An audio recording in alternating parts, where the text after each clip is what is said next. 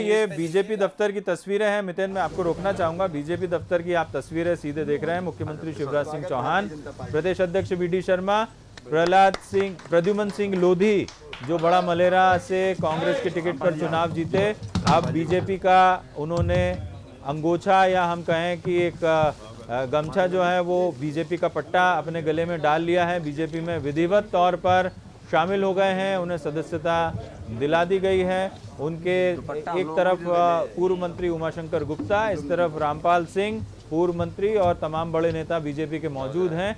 और कुछ देर में ये जो तस्वीरें हैं ये काफ़ी कुछ चौंकाती और कांग्रेस को एक बड़ा झटका है। ये तस्वीरें आप अपनी टीवी स्क्रीन पर देख रहे हैं, क्योंकि उनका एक विधायक उपचुनाव की सरगर्मियां हैं। मध्य प्रदेश में 24 सीटों पर अब 25 सीटों पर उपचुनाव होंगे, ये बिल्कुल तय है, क्योंकि प्रद्युमन सिंह लोधी उन्होंने प्रोटेम स्पीकर रामेश्वर शर्मा को अपना इस्तीफा भेज दिया है और जल्द ही विधानसभा की तरफ से चुनाव आयोग को जानकारी दी जाएगी और उसके बाद विधानसभा सीट का निर्वाचन शून्य घोषित होगा। तो उपचुनाव में एक और सीट शामिल होगी, इसमें कोई दो राय नहीं है। प्रद्युमन सिंह लोधी को माइक थमा दिया गया है। अब वो क्या कुछ दलीलें देते हैं बीजेपी में शामिल होने की, सुनिए। मध्य प्रदेश के विकास पुरुष और हमारे मार्गदर्शक प्रदेश के मुख्यमंत्री आदरणीय शिवराज जी, मध्य प्रदेश के भारतीय जनता पार्टी के सम्मानीय अध्यक्ष, खजुराहो से सांसद आदरणीय वी.डी. भाई साहब,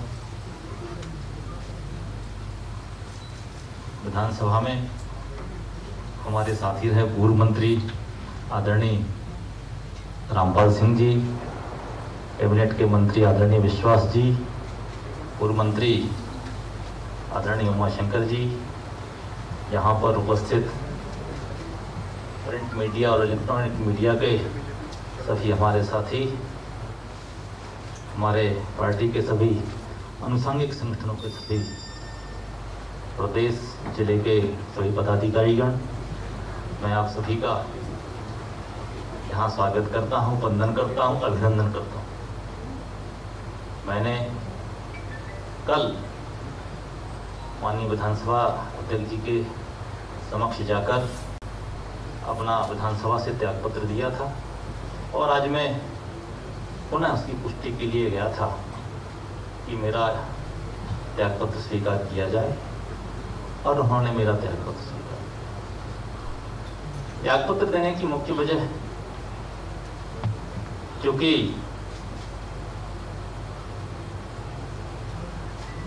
इस पार्टी की यहाँ सरकार है और जिन्होंने पूरे प्रदेश में विकास की गंगा बहाई है और विकास का पर्याय बन चुकी है, आदरणीय शिवराज जी और इस मध्य प्रदेश की पूर्व मुख्यमंत्री सुश्री उमाश्री भारती जी के आशीर्वाद के कारण और हमारे क्षेत्र के, हमारे जिले के सांसद भी हैं और प्रदेश के हमारे मुखिया आदरणीय वी.डी. भाई साहब के कारण आज ये हो सका और इस पार्टी से ही क्षेत्र का विकास हो सकता था। मैं 2 दिन पूर्व भोपाल आया था, विकास की बहुत सी योजनाएं थी और हम चाहते थे कि हमारे क्षेत्र में और समूचे बुंदेलखंड में, क्योंकि अभी कोरोना संकट के कारण हमारे बुंदेलखंड से जो पलायन होता है तो बहुत तेजी से पलायन हुआ, लोग वापस आए, क्योंकि कम विकास होने के कारण आज पूरे बुंदेलखंड को रोजगार की जरूरत थी, कृषि संसाधनों में सिंचाई की जरूरत थी, परंतु विषम परिस्थितियों में जब हमारे प्रदेश में हमारे सरकार में अभी वित्तीय संकट चल रहा है उसके बावजूद भी जब मैंने आदरणीय मुख्यमंत्री जी से निवेदन किया कि मेरे विधानसभा क्षेत्र की एक बहुत ही महत्वपूर्ण एक सिंचाई परियोजना है, ये यदि स्वीकृत हो जाएगी तो निश्चित रूप से पूरे विधानसभा का भला हो जाएगा, उत्थान हो जाएगा। और उन्होंने जैसे ही मेरा ये डीपीआर देखा, मैं आपको बता दूं, मैं डीपीआर भी साथ लाया था, उन्होंने देखा और 1 मिनट में पीएस को फोन किया, वो तत्काल ये स्वीकृति भी दे दी। ये वो काम होता है जो गरीबों के लिए, किसानों के लिए, जो आदरणीय मुख्यमंत्री जी के दिल में दर्द था, उन्होंने देखा और तत्काल ये 450 करोड़ की परियोजना है और इसमें 1700 हेक्टेयर में किसानों की सिंचाई होगी। मैं आपको बता दूं, हमारे पूरे बुंदेलखंड से बहुत से लोग पलायन करते हैं, जिसमें मेरी विधानसभा से करीब 20,000 लोगों ने पलायन किया था। आप लोगों ने देखा होगा, एक बड़ा एक वीडियो सामने आया था जिसमें एक परिवार अपने 2 बच्चों को ड्यूटी साइकिल से लेके आ रहा है, पूरा बहुत तेजी से वायरल हुआ था। वो मेरी ही विधानसभा के लोग थे। आज मैं पूरे दावे के साथ कह सकता हूं कि यदि ये क्षेत्र में ये सौगात माननीय मुख्यमंत्री ने दी है तो मैं समझता हूं ये पद बहुत महत्वपूर्ण नहीं है, सेवा बहुत महत्वपूर्ण है। और इसके लिए यदि मैंने अपने विधानसभा का ऋण चुकाया है तो निश्चित रूप से मैं आदरणीय मुख्यमंत्री जी का ऋणी हो गया और इस कारण मैंने आज यहाँ त्यागपत्र भी दिया है। और हम चाहते हैं सत्ता के साथ, सरकार के साथ मिलकर पूरे बुंदेलखंड का विकास हो, गरीब पिछड़े लोगों का विकास हो और जो हम वादे करके आए, क्योंकि बड़ा मलहरा विधानसभा पूर्व मुख्यमंत्री आदरणीय उमा जी की विधानसभा थी, उनके बहुत से ऐसे विकास कार्य वहां थे। माननीय मुख्यमंत्री से मेरी चर्चा हुई है और आने वाले समय में वहां की परियोजनाएं वो पूरी की जाएंगी। और साथ ही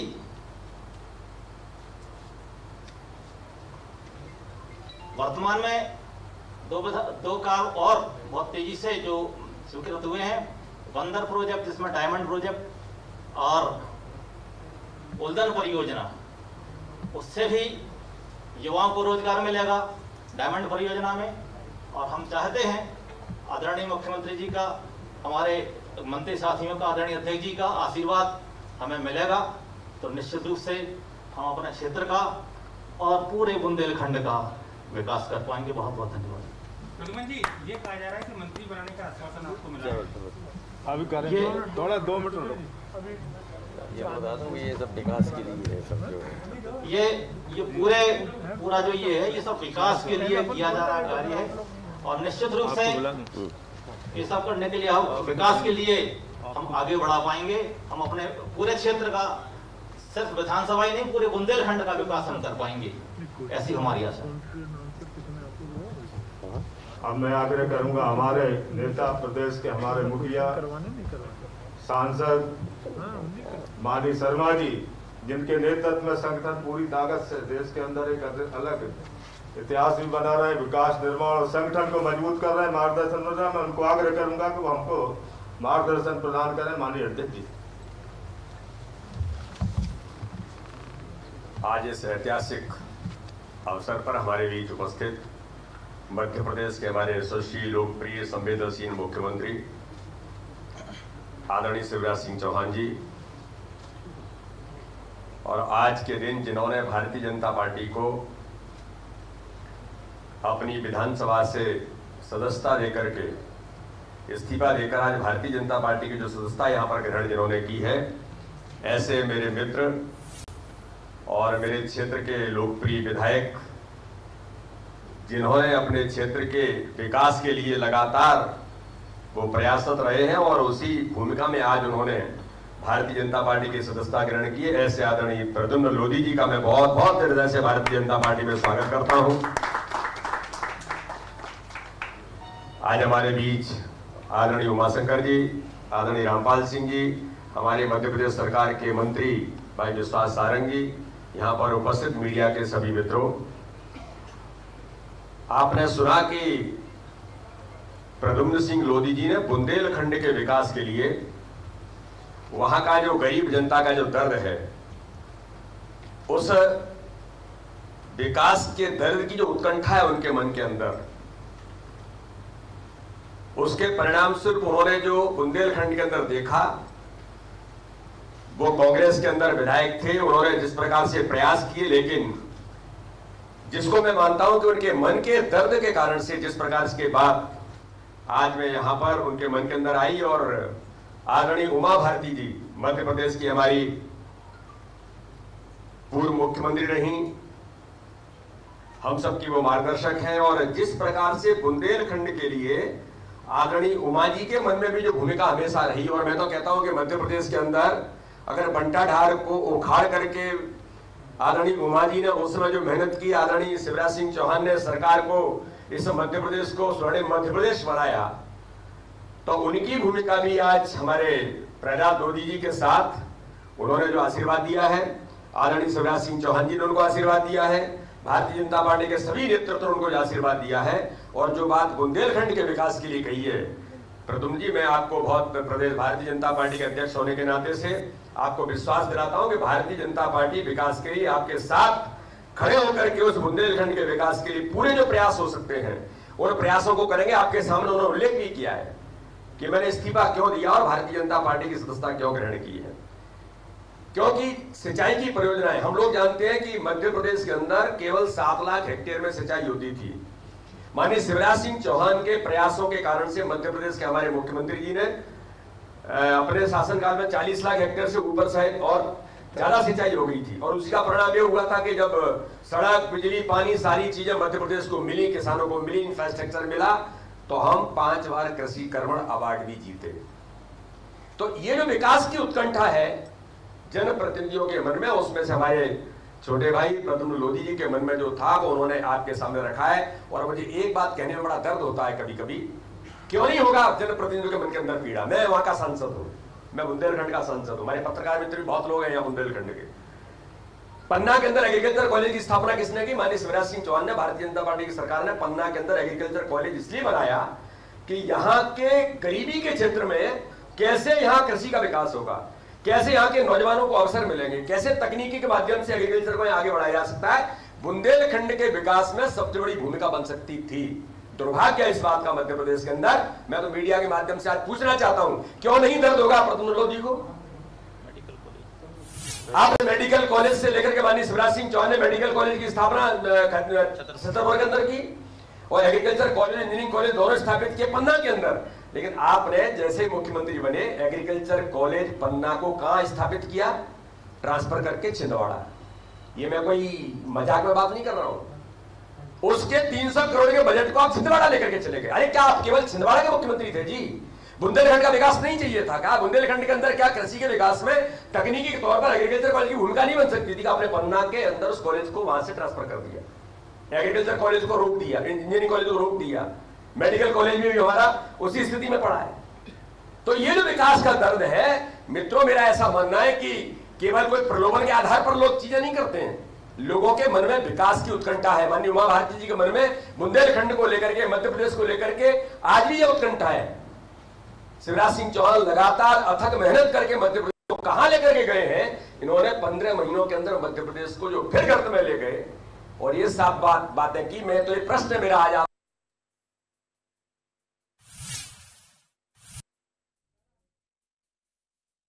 तो चलिए, वीडी शर्मा को आप अभी सुन रहे थे। एक बहुत बड़ी बात उन्होंने ये कही कि विकास के लिए और विकास की जो तड़प है जनप्रतिनिधियों में, उसे देखते हुए वो लगातार बीजेपी में शामिल हो रहे हैं। और इससे पहले प्रद्युम्न सिंह लोधी, उन्होंने अपनी बात में एक ज़रूर जिक्र किया कि काम कैसे होता है। उन्होंने एक डीपीआर ज़रूर दिखाई मीडिया को, और उसमें ये कहा कि उनकी जो उद्वहन परिवहन योजना थी सिंचाई परियोजना करीब 450 करोड़ की उसकी लागत से वो मंजूर हो गई है।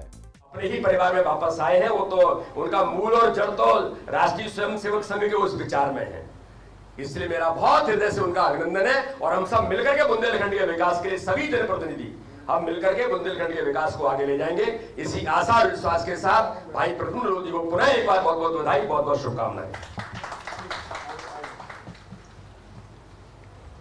माननीय अध्यक्ष जी के उद्बोधन के बाद हम सबके मार्गदर्शक, मध्य प्रदेश के विकास को जिन्होंने गति दी, मध्य प्रदेश की पहचान पूरे देश में बढ़ाई, विकास के नाम पे चाहे संबल योजना हो, कोरोना की लड़ाई हो, जिनका जीवन पूरा जनता की सेवा के लिए समर्पित है, ऐसे जननेता हमारे मार्गदर्शक माननीय शिवराज जी चौहान साहब, जो हमारे आग्रह पे माननीय प्रद्युम्न जी निरंतर संपर्क में थे उनसे, उन्होंने जब आग्रह किया, आज वो हमारे मध्य पधारे। मैं उनको निवेदन करूंगा कि हम सबको मार्गदर्शन प्रदान करें। माननीय मुख्यमंत्री जी।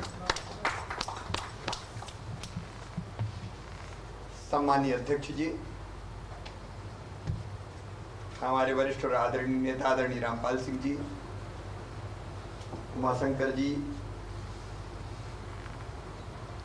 आदरणीय विश्वास जी, और आज भारतीय जनता पार्टी की सदस्यता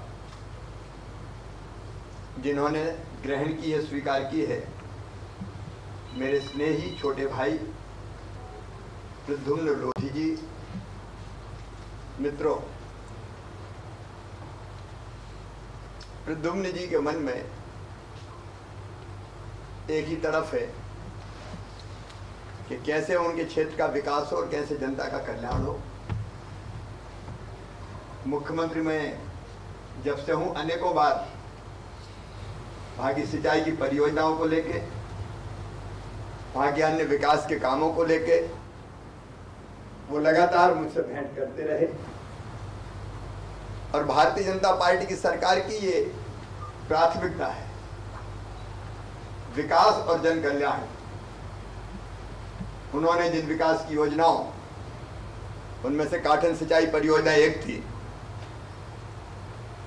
एक अलग तरह की तरफ देखी, तो मुझे लगा कि स्वीकृत करनी चाहिए, क्योंकि मुख्यमंत्री होते इसलिए कि प्रदेश का विकास करे।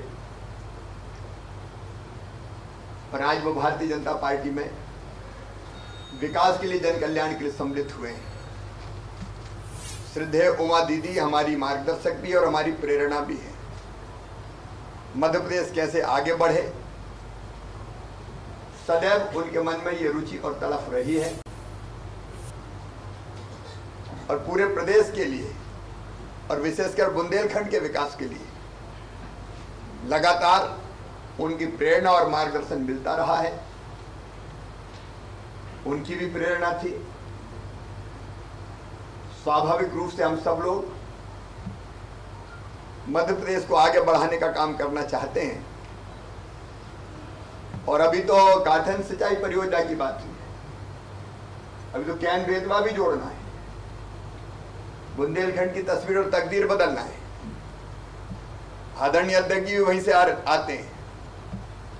दीदी का भी लगातार प्रयास ये रहता है और भारतीय जनता पार्टी का तो मोदी जी के नेतृत्व में ये मूल मंत्र ही है।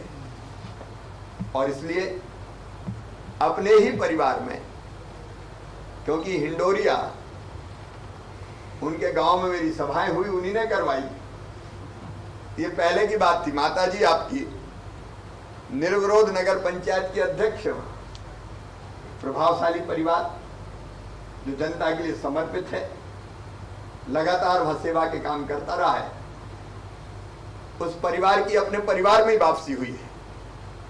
इस वापसी पर मैं उनका हृदय से स्वागत करता हूं और ये विश्वास दिलाता हूं कि जिस भावना से, जिस संकल्प के साथ प्रद्युम्न जी आपने भारतीय जनता पार्टी ज्वाइन की है, त्याग करके, तो विधानसभा का पद, विधायक का पद त्यागना आसान नहीं होता। लोग पंची सरपंची नहीं छोड़ते, लेकिन विधानसभा की सदस्यता इसलिए कि अगर विकास के काम होते हैं तो सदस्यता से भी ज्यादा बढ़कर हैं। उन्होंने विधानसभा की सदस्यता से त्याग पत्र दिया है, लेकिन उनका सम्मान और क्षेत्र के विकास की उस भावना का सदैव स्वागत किया जाएगा। उस दिशा में हम कोई कसर नहीं छोड़ेंगे, उनके संकल्प की पूर्ति होगी। बहुत बहुत बधाई आपको प्रद्युम्न जी, भारतीय जनता पार्टी के परिवार में बहुत बहुत स्वागत है। सर एक बात खाली है मंत्री का, वो मुख्यमंत्री का अधिकार है जी। धन्यवाद। ग्वालियर में बोला तो भोपाल में बोला, आज तो है ना, भोपाल में बोल दूं? कर दें आज, और देर तो नहीं करें, तो आप चिंता मत कीजिए, आज हो जाएगा। चलिए योजना मंजूर नहीं होती है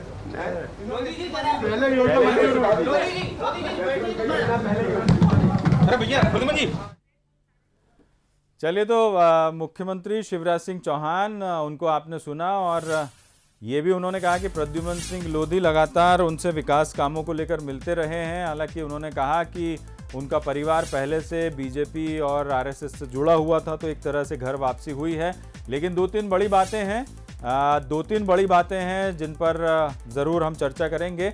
और एक छोटा सा यहाँ पर ब्रेक लेते हैं। ब्रेक के बाद पूरे जो घटनाक्रम हुआ है, सियासी घटनाक्रम, इस पर हमारी लगातार नज़र बनी हुई है।